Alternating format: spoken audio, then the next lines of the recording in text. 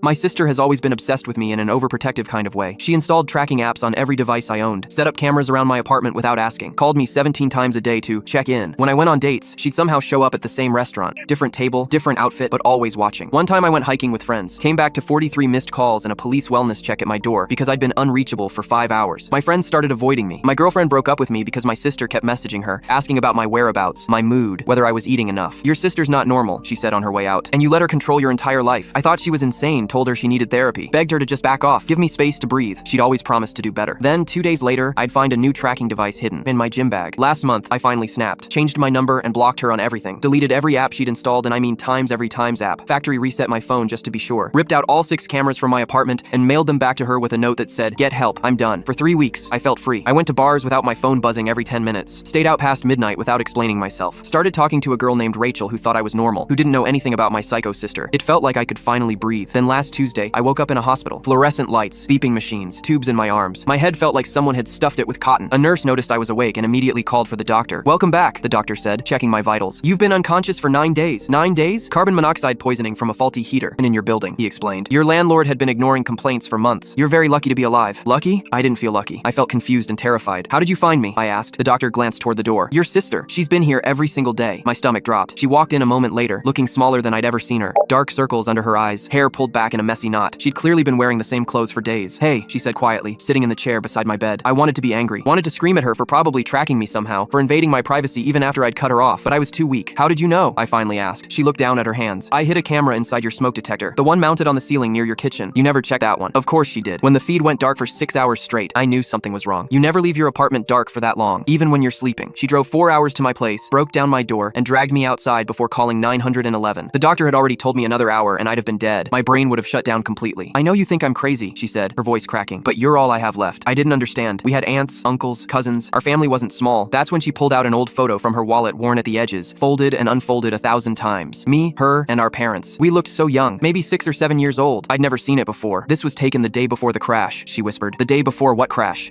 My mind was blank. "You don't remember," she said, tears spilling over. "The doctor said you might not. You hit your head pretty hard, had a concussion. You were in the hospital for weeks." She took a shaky breath. "Mom and Dad were driving us to the beach for your birthday. You got carsick before we even left town. Started throwing up in the backseat. You begged me to stay home with you. Said you didn't want to go anymore. I didn't want to stay. I was so excited about the beach, but you were crying, and Mom said one of us should stay with Grandma." Her hands were shaking now, so I stayed, and they left. And 3 hours later, a drunk driver crossed the center line on the highway.